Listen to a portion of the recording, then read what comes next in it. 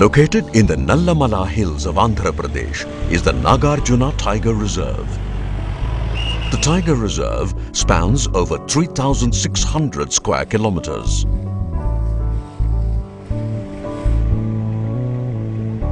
This lush green forest is home to many flora and fauna. Living in this forest for many centuries now is a self-sufficient tribal community called the Chenchus.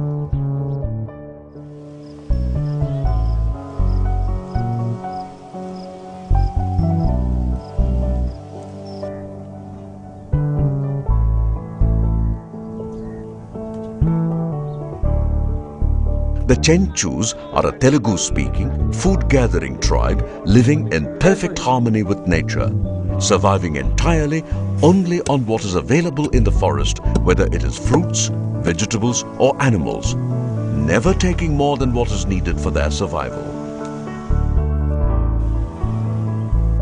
They are a very simple and humble tribe coexisting with nature. This can be seen by an interview of a village elder known as Pedda Manshi, telling us about the different kinds of Chenchus. Chenchudu ante పూర్వకాలం చేసేది గోసి బట్ట చేసేది. ఇప్పుడు పెద్ద బట్టలు ఏదో సూర్యుడు పడేసి గుర్తుపట్టాలి, చేసేవాడని గుర్తుపట్టాడు.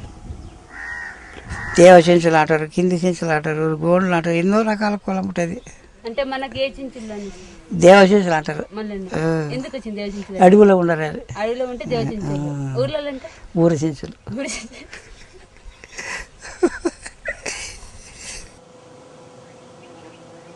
Their primary source of livelihood comes from collecting honey and other forest products. మా తాతగారు ఉన్నప్పటి నుంచి సార్ వాళ్ళ అప్పుడు ఏది లేకుండా లేకుండా ఉన్నప్పటి నుంచి అడవికి పోయేది, తేనె తెచ్చుకునేది, గడ్డలు తోగుతారు, కానుక పలుకు చేస్తారు, ఉరకలకు పోతారు, ప్రతి ఒక్కది తెచ్చి గిరిజన టోర్లు అమ్ముతారు. ఇట్లా చేస్తే మంచిగా బతాం అన్నట్టుగా మేము మా నాన్నగారు కూడా మాకు కూడా నేర్పించారు. మేము కొంతమంది చేపలు ఒక 4-5 చేపలు పడతారు సార్. కొంతమంది ఇంకా కొన్ని పొలాలు ఉన్నాయి, ఫారెస్ట్ పొలాలే ఉన్నాయి, పట్టా భూములే కావు. అంగన్వాడి పడింది, అంగన్వాడి టీచర్గా నేనే చేస్తున్నా. But the increasing interest in wildlife conservation, climate change, depletion of forest and other communities has influenced the Chenchus, and they have adapted in order to survive. అసలు ఆ అడవి లేదు, ఆ జీవధనము లేదు, ఆ కాయ కరువు లేదు, ఆ తేనెటీగలు లేవు. అడవి ఎప్పుడైతే చనిపోయిందో ఆ జీవరాశి కూడా చనిపోయింది. ఇంకా మా తాత ముత్తాతలు కలిసి చెప్పాలంటే సార్ వాళ్ళు చాలా కష్టపడ్డారు సార్. ఇప్పుడు ఐటీడీ కొంచెం ఉండబట్టి లోన్లు ఇవ్వటం, అది ఇవ్వటం వల్ల కొంతమంది మేకలు కొనేవి, లేకపోతే ఏదో ఇంకా జీవనోపాధి. అంతకుముందు జీవనోపాధి అయితే సార్ తేనె తీయటం, బంక గోందు తీయటం, తర్వాత అట్లా అడవిలో కట్టె కొట్టడం, అంటే తలుపు ఉంటాయి కదా సార్, తలుపు దర్వాజాలు చేయటం, వాటిని సేకరించి అవి ఏం చేస్తారు జీసీస్కి అమ్ముతారు.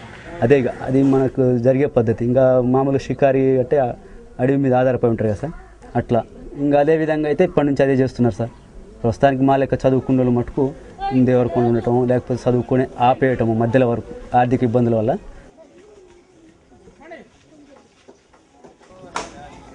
Change is constant in all aspects of life, whether it is through influence or just by the passage of time.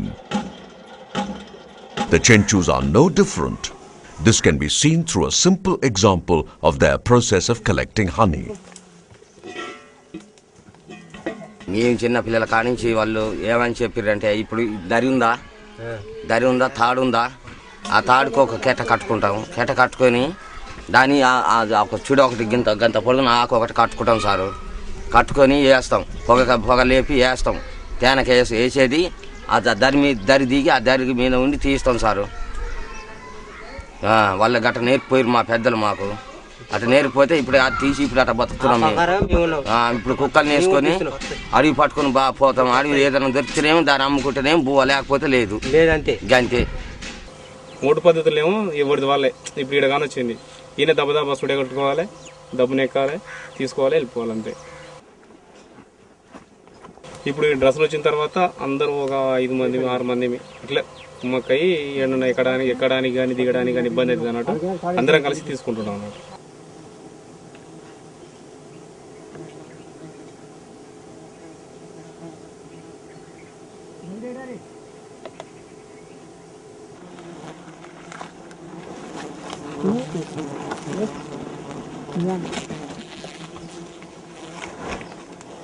ఏం సరిపోతుంది సార్, మా పూట మా తిండి వరకే సరిపోతుంది. Over the decades, the influence of other communities on the Chenchus has been tremendous due to the fading of their geographical borders. The changes can be seen in various aspects of their lives like clothing, occupation, religion, and customs. మీ మమ్మల్ని సేకదే మాకు ఇష్టం. అప్పుడు ఆ జమాన గడ్డలు తెచ్చుకుంటే తలా 2 ఇస్తాలు ఆ అమ్మకి తల్లికి మిగిలిన పోయేది. ఆ సంపాదించి సాకిందే మా ఎక్కువ గొప్ప అప్పుడు జమాన. ఇప్పుడు బంగారం చదువుకునే వాళ్ళు బంగారం ఏంటి సొమ్ములు సంబంధం ఇంకా చదువుకోవాలా పెద్ద ఉద్యోగం చేయాలి. మీకు ఆశలు చేస్తే అప్పుడు మాకు ఆశలు ఎక్కడే. ఇప్పుడు ఉన్న వాళ్ళు ఏం చేస్తారు, కొద్దిగా స్టైల్ పట్టుకుంటూ పోతారు అనమాట. ఇంకా వాళ్ళు ఏం చేస్తారంటే వాళ్ళు స్టైల్గా పాయింట్ వేసుకొని తిరగలాడతారు. మేము అడ్డ మంచిగా కట్టుకుంటాం. కాకపోతే వాడిలో పోతే గోసి పెట్టుకుంటాం. గోసి పెట్టుకుని పోయి ఒక చెట్టు ఎక్కుతాం, తేనె తెచ్చుకుంటాం. ఈ జాకెట్లు అని లంగాలు అని మాకు తెలియదు సార్. కొత్తగా ఇస్తుంటారు కదా, వాళ్ళని చూసి మేము నేర్చుకున్నాం తప్ప మా పాత పద్ధతి ఇట్లా కాదు సార్. మా చీర కట్టదు ఇంకొక రకం కడతాం. మేము వెనక నుంచి వస్తుంది మాకు ముందలపేట అట్లా కడతాం సార్. మాకు కొంచెం మారింది సార్. అప్పుడు గోతులు పెట్టుకునేది మొత్తం. ఇప్పుడు కాస్త నా కారు కానించి అందరు లింగీలు లాగులు కొడుకు పిల్లలు నేను చదువుకుంటారు. మనం పాడు చేసుకున్నామనే బాధ ఇప్పుడు మాకుంది చదవడానికి. మా పిల్లలు ఉన్నారు కదా, మనం అంటే ఇట్లా అయినా కానీ పిల్లలని చదువుతామని చెప్పి పిల్లల బళ్ళకి తోలుతున్నాం, చదువుకోమని చెప్తున్నాం. ఇప్పుడు జరిగింది ఏం జరిగిందంటే పిల్లగాని పిలిపించి ఇష్టపడి ఇద్దరికి ఇష్టమైతే పెళ్ళి, లేకపోతే పెళ్ళి కాదనమాట. ఇప్పుడు వెనకటంటే ఇంకా సొమ్ము మడగ ఇప్పుడు మటుకు కాళ్ళ పట్టీలు పిల్లలకి ఆడపిల్లకి, మరియు చెవులకు జోడు, ముక్కు బేసాలు అడుగుతారు. ఇప్పుడు వెనకట అవన్నీ లేవు సార్. వాళ్ళకి ఒకటే తాళి కూడా లేకుండా పసుపు కొమ్ము కట్టి పెళ్లి చేసుకునేవాళ్ళు. మా బిడ్డలకు ఒక బిడ్డ తెచ్చినాం, చిన్న ఆయనకు. మొన్న ఉగాది అప్పుడు పిండి అయింది. 20,000 ఇచ్చినాం. ఈయన తండ్రి, ఈయన తాత, మా తాత అన్నదమ్ములు. అయితే మేనమామ కొడుకుని తెచ్చి మా తాత ఇద్దరిని పెళ్లి చేసిండు. చిన్నగా ఉన్నప్పుడు తెచ్చి 7 ఏళ్ళకి ఆయన దొరికొచ్చి పెళ్లి చేసి కట్నంలో ఏం లేదు. మేము పిల్లలప్పుడు మేము పెళ్ళిళ్ళు చేసుకుంటే మాకే కట్నాలు లేకున్నాయి సార్. ఏది లేదు మాకు. ఇప్పుడు ఎవరన్నా ఇప్పుడు కూడా కట్నాలే లేవు. ఇప్పుడు అడుగుతుండరు.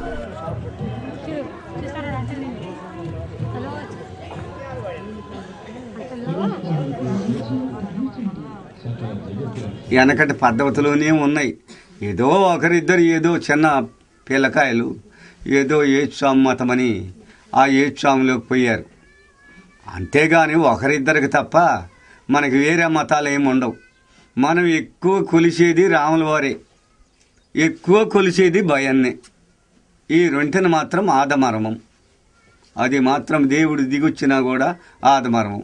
మళ్ళీ మాట్లాడితే ఎక్కువ కొలిసేది నరసింహస్వామిని. With the changing times, the household responsibilities have changed as well. Many women have taken up to be the breadwinners of the family, as most of the men live extravagant lives. మా ఇంట్లో మా ఆయన తాగుతాడు, మస్తు తాగుడు ఎక్కువ ఉంటుంది. అల్లుడు తాగుతామే, మా ఆయన తాగుతామే. అలాంటప్పుడు నేనేమో వాళ్ళకి ఇంకా చేసి పెడతా. ఇంకా కొన్ని చేసిన పనికి 30 రూపాయలు పని చేస్తే 30 రూపాయలు అలాగే అవుతాయి. నెలకు నాకు 750 జీతం వస్తుంది. ఆ ఎట్టుపోతే నాకు తెలియదు. భర్త బిట్టలేదు, అల్లుడు బిట్టలేదు. అల్లుడు నా ద్వారానే, భర్త నా ద్వారానే. అసలు కుటుంబాన్ని మొత్తం నేనే పోషించాలి. రోజు ఇంత కష్టం చేసుకుంటే ఒక 100 రూపాయలు దొరికితే సరాయికేనా. బియ్యం లేవు ఇండ్లల్లో. మా ఇంటి ముసలి పైసలు వస్తే మేము తెచ్చుకుంటున్నాం. ఇప్పుడు తెచ్చుకొని తింటున్నాం. వాళ్ళకి ఆయంత లేదు. సారాయికి బానిసలు అయ్యి ఒకటి, దాని ద్వారా మేము చాలా ఇబ్బందులు పడ్డాం. నా ఇంట్లో అన్ని తెచ్చి పెడతాను, ఏం తక్కువలేదు. నాకు ఇంటికి వచ్చి సుఖం ఉండాల. సుఖం అంటే ఏంటి? ఇంటికి వస్తే మంచి మర్యాద ఉండాలి. నువ్వు నాకు గిలిగిలి అంటే నాకు కుదరదు, అప్పుడు మంచి కోపేస్తుంది ఇంకా. Over the years, the government and many non-government organizations have helped the Chenchus progress. రకరకాలైన పథకాలు ఆలోచిస్తున్నారు ప్రభుత్వ పరంగాను. అది వాళ్ళకి సమ్మతమో కాదో ముందు తెలుసుకోవాలి. వాళ్ళతో ముఖ్యంగా పనిచేసిన రీసెర్చర్స్తో వాళ్ళు సంభాషించాలి. వాళ్ళ పిఆర్ఏ టెక్నిక్స్ ద్వారా వాళ్ళు ఏమనుకుంటున్నారు, ఎలాంటి రకమైన అభివృద్ధిని అభిలషిస్తున్నారు అది తెలుసుకోగలగాలి. ఒక్క రోజులో వాళ్ళు చెప్పరు. చాలా షై పీపుల్ వాళ్ళంతా కూడాను. వాళ్ళు ఏదో బాబు మాకు తెలియదు, మీరే ఏదో చేయండి అంటుంటారు. అలా కాదు, వాళ్ళని ఎక్కువ మాట్లాడించాలి. అలా మాట్లాడిస్తున్నప్పుడు వాళ్ళ మాటల్లో వాళ్ళకి ఏం కావాలని తెలుస్తుంది తప్ప ప్రశ్న జవాబు రూపంలో అడిగితే మాత్రం ఎట్టి పరిస్థితుల్లో కూడా వాళ్ళకి సరైన సమాధానం లభించదు. But like all humans, the Chenchus too have needs. These needs, as simple as they might seem, may go a long way to help them adapt and move forward with the changing times. సంతోషంగా ఉండాలంటే sir 5 ఎకరాల భూమిలో ఒక bore పడాలి. అలా వేస్తే ఒక current వస్తే అలా నీళ్ళు ఉంటే దాన్ని వేసుకొని పాలకు బోలుకి ఇచ్చి నాకు సంతోషంగా ఈ పెద్ద పాన కూర్చొని కొద్దిగా హాయిగా బతుకుతాను. ఏం కావాలంటే ఇల్లు మంచి ఇల్లు కట్టుకోవాలి, మంచిగా పిల్లలు చదువుకోవాలి. చదువు ఉంటే కొంచెం ఏదో చిన్న ఉద్యోగం వస్తే మంచిగా బతకాలి అని ఆశలు ఉంటాయి. మా పరిస్థితులు బాగలేవు. ఇక్కడ ఏట్లో మనం తానం చేయాలన్నా ఏట్లోకే పోవాలి, మనము బట్టలు ఉతుక్కోవాలన్నా ఏట్లోకే పోవాలి. ఇక్కడ గవర్నమెంట్ ఒక పెద్ద ట్యాంక్ కట్టి ఒక విశాలంగా బోరేసే ట్యాంకుకి నీళ్ళు పెడితే మనకి అన్ని వసతులు ఉండు. ఒక ఇల్లు ఉండాలా, ఒక సేను ఉండాలా, ఒక బోరు ఉండాలా, ఎద్దులు ఉండాలా. అవి అంటే మా కాడ అందరూ వ్యవసాయం చేసేవాళ్ళే సార్. బాగానే వ్యవసాయం చేస్తారులే, కానీ ఇవనేది అందుబాటు ఉన్నా లేకపోయినా ఇంత మనం బోరు వేయించుకోవాలంటే 1 లక్ష రూపాయలు అయితే, ఒక 50,000 అయితే ఈ యాడ్ నుంచి వస్తాయి. మనకు వెనకట మన తాతలు తండ్రులు సంపాదించిన ఆస్తి లేదు కాబట్టి మనకి ఇప్పుడు మనం చేసేది మన పిల్లలు 4 పిల్లలు మన పిల్లలు పోషించి మనం చేసుకునేందుకు సరిపోతుంది. సార్ నాకు టీచర్ జాబ్ వచ్చి మన చెంచూస్కి టీచర్గా చేసుకుంటూ వాళ్ళని డెవలప్ చేసుకుంటా వాళ్ళ దగ్గరనే ఉండి వాళ్ళ మట్టు ఉండి చేసుకుంటుంటే అదే సంతోషం ఉంటుంది సార్. మాకు గవర్నమెంట్ చేయించాను సార్. గవర్నమెంట్ చేయించి మాకు మంచి ఇచ్చాను, కానీ ఎద్దులు అవి అయితే మేము మంచిగా వాళ్ళు ఆసాన్ అట్ట బతికిన అట్ట బతాం. అప్పుడు మా నాయనోళ్ళు తాగి గుద్దపాలు తాగి రోడ్ల మీద పడి కూడా ఆ రోడ్ల మీద పడినారు. ఇప్పుడు మాకు తెలుగు వచ్చింది, మేము ఆ బతకాలంటే మాకు అవి కావాలి. మెయిన్ విద్య కావాలి సార్. మా వాళ్ళకి విద్య కావాలంటే ఇక్కడి నుంచి పిల్లల్ని బయటికి పంపించేది నేర్పియాలి వాళ్ళని ముందు. ఇక్కడ అలవాట్లకు ఉపయోగపడకుండా స్కూళ్ళకు పంపించి అక్కడ అలవాట్లకు ఉపయోగపడేటట్టు నేర్చుకునేది ఒకటి నేర్పించాలి. తల్లిదండ్రుల బాధ్యత అది. మరి రెండోది ఏంటంటే తల్లిదండ్రులు బాగుపడాలంటే వ్యవసాయానికి వీళ్ళకి వ్యవసాయ భూములు ఇప్పియాలా. ఎద్దులు ఒకటి ఉంటే వీళ్ళు వ్యవసాయం చేసుకొని బతకగలుగుతారు సార్. ఎక్కడైనా చెంచులు